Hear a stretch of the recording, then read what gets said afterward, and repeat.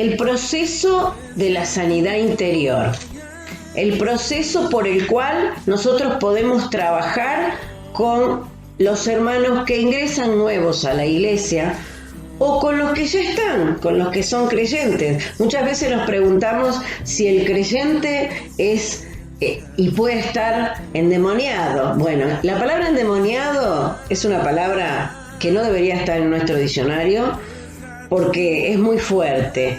Yo creo que el proceso es que cuando entramos a la iglesia aceptamos a Cristo en nuestro corazón y disponemos ese corazón para que Dios lo sane, porque traemos de nuestro pasado algunas cosas que debemos sacar, cosas que quedaron de vivencias traumáticas o no traumáticas, pero de vivencia que vivimos en el pasado que a lo mejor están escondidas ahí, y el Espíritu Santo, que es tan sabio, obra en nuestro corazón sacando esas cosas.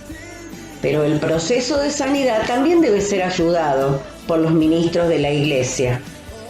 Muchas veces la persona entra y si no se le hace este proceso de sanidad, queda todo el tiempo con lo que tiene adentro y de alguna manera se va a manifestar. Entonces el proceso se refiere a que primero la persona entra, acepta a Cristo en su corazón, comienza a congregar y en ese momento debe ser ministrado. ¿De qué manera debe ser ministrado? Con el proceso. Vamos a apoyar esto que estoy diciendo con la Biblia, con la palabra de Dios. Amados, ¿cómo están? Quiero aclarar que no hay una regla, no hay un molde. Dios se mueve con libertad, no hay un caso igual a otro. Por eso es que tampoco podemos aseverar un estricto cumplimiento a un orden de disciplina o de administración. Muchas personas llegan al Evangelio, aceptan a Jesucristo, comienzan la obra regeneradora, la obra de conversión, y lo hacen en una forma casi instantánea, y en ese mismo momento el Espíritu Santo que entra a morar le cambia el carácter, le cambia las actitudes, las acciones, y en otros casos no. En otros casos es un proceso que lleva tiempo. Nosotros, como pastores, como líderes, conocemos a nuestras ovejas o tratamos de conocerlas y tenemos que ayudarlas en ese proceso de conversión. En primer lugar, hay que tocar el tema del pecado. Un tema que se habla poco en este tiempo, pero que es esencial para que Dios pueda sanar nuestro ser interior. Y la palabra de Dios en Primera de Juan es muy clara. Los que conocemos la palabra sabemos que Juan escribe sus cartas con una sencillez asombrosa. Y lo dice claramente en Primera de Juan, capítulo 1, versículo 8. Si decimos que no tenemos pecado, nos engañamos a nosotros mismos y la verdad no está en nosotros. Si confesamos nuestros pecados, Él es fiel y justo para perdonar nuestros pecados y limpiarnos de toda maldad. En primer lugar, tenemos que lograr que las personas puedan entrar a ese nivel de confianza con el Señor y con los líderes, de que si hay pecados ocultos, hay situaciones del pasado que no fueron confesadas al Señor, lo puedan hacer en ese momento. Nosotros no buscamos ninguna confesión humana, sino que somos nosotros y los hermanos los que debemos confesar ante Dios, no ante un hombre, todos nuestros pecados, nuestros errores, todas las situaciones por las cuales a Dios le ha desagradado, hemos ofendido a Dios, para lograr que el Señor pueda perdonarnos y pueda ejercer ese proceso de limpieza, como dice en este pasaje. Él es fiel y justo para perdonar nuestros pecados y limpiarnos de toda maldad. Ese proceso de limpieza interior es esencial como momento cero para comenzar el proceso de sanidad interior que decía la pastora. Confesión de pecados, arrepentimiento genuino del corazón. No es una oración para repetir para que no se enoje los líderes, sino una oración hecha del corazón, de que uno se arrepiente, no quiere volver a cometer esos pecados, esos errores, y permitirle que el Espíritu Santo que hace la obra pueda obrar en ese corazón, en el ser interior. Y la palabra nos habla en muchos pasajes acerca de este proceso. Y meditaba en tantísimos pasajes, como el tiempo también es acotado, no pretende ser un curso intensivo, sino dejar unos tips, unas recomendaciones para que esto lo hagamos.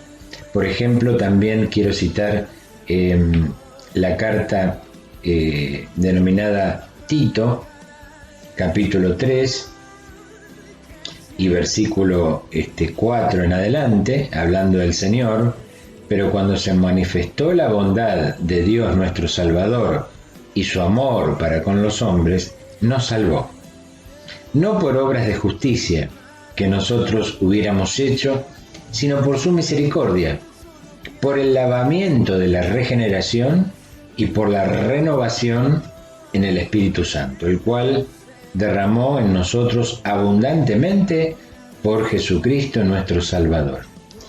El Espíritu Santo entra en la vida del creyente cuando él abre su puerta, la puerta de su corazón, para que Jesús pueda entrar y ser Señor y Salvador de su vida. A partir de ese momento, el Espíritu Santo comienza una obra de lavamiento por regeneración y renovación en el Espíritu Santo. El hombre natural, el hombre que no discierne las cosas de Dios, para él son locura. Cuando Dios lo llama a sus pies, lo acepta, lo recibe, no se va de la misma manera. El Espíritu Santo entra. Y esa obra de limpieza y de regeneración es hecha por el Espíritu Santo. No es hecha por un pastor, por un líder, por un apóstol. Es hecha por el Espíritu Santo. Y es una obra importantísima, porque esa persona, ese hermano, no va a ser el mismo de antes. Va a haber un cambio tremendo en su conducta, en su carácter, en sus pensamientos, en sus actitudes. Va a ser es un proceso maravilloso, milagroso, sobrenatural, y que todos deben pasar. Algunos, como les decía antes, un proceso instantáneo. En otros es un proceso en donde cambió muchísimas cosas, pero faltan otras. Y ese proceso es el que nosotros debemos de ver, de cuidar, para que esto se produzca y todos los hermanos gocen de salud interior. Dicho esto, ya entramos más en el proceso. La Biblia nos habla en algunos pasajes muy claramente.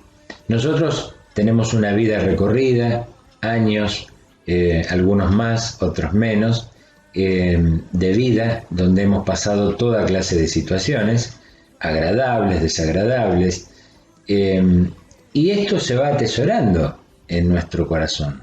Situaciones felices, situaciones traumáticas, y en algunos casos la obra regeneradora fue hecha en forma completa, otra le falta tratar algunas áreas de nuestra vida, de nuestro ser interior. Por eso es que la palabra de Dios en el libro de Isaías habla claramente la recomendación del Señor. Y para todos aquellos que tienen experiencias del pasado y que las recuerdan muy a menudo, o no pueden dejar de recordar y tener presentes esos momentos. Hay personas que hablan de cosas de hace 20 años o 40 años como si fueran ayer, como si hubieran pasado la semana anterior. Están frescas las heridas, no hubo cicatrización. Y dice el Señor en Isaías, capítulo 43, versículo 18, un pasaje muy conocido que vale la pena tenerlo presente. No os acordéis de las cosas pasadas, ni traigáis a memoria las cosas antiguas. He aquí, yo hago cosas nuevas. Pronto saldrá a luz, no la conoceréis. Otra vez abriré camino en el desierto y ríos en la soledad.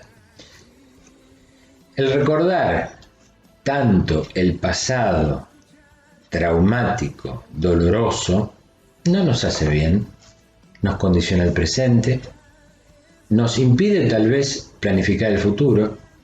Yo no puedo olvidarme lo que viví, pero debo traerlo al presente de una manera positiva, no como un trauma, no como una herida, sino como un recuerdo que me tocó vivir y que me permite vivir felizmente el presente. Esto sucede muchas veces con la pérdida de seres queridos, donde tiene que existir ese proceso de duelo, donde se sana ese recuerdo, o situaciones de abuso, situaciones estresantes, situaciones de traumas físicos, accidentes, etcétera, etcétera.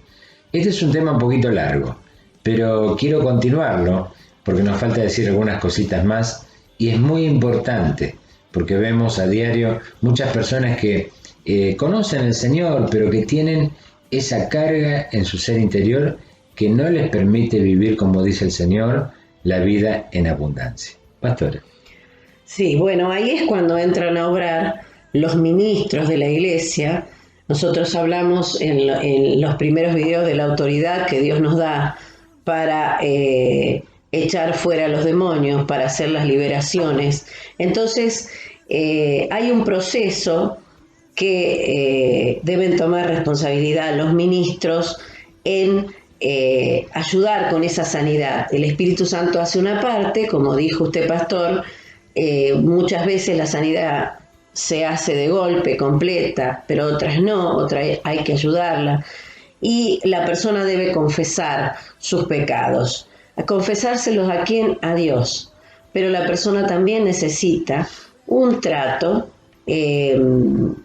personal, donde los líderes, los pastores, guiados por el Espíritu Santo, pueden discernir qué es lo que está pasando en esa persona y con la ayuda de la oración de los pastores, de los líderes, lo bueno sería en que las iglesias tengan sus equipos de liberación y sanidad marcados por Dios, gente que tenga ese ministerio para poder trabajar en esa área, y lo bueno y lo importante sería ministrar a todo el que necesite en sanidad y liberación.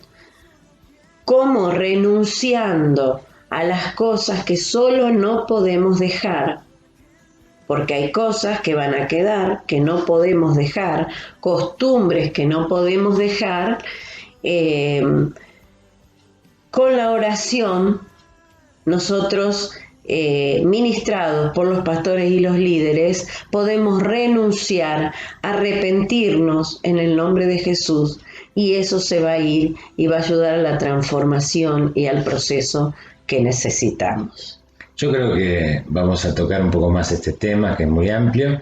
El tiempo pasó, pero estamos seguros de que Dios te está hablando, a vos líder, a vos hermano, para que podamos realmente ser completamente sanos en el área interior. Así como ministramos en los primeros programas de sanidad divina en el cuerpo y en el alma.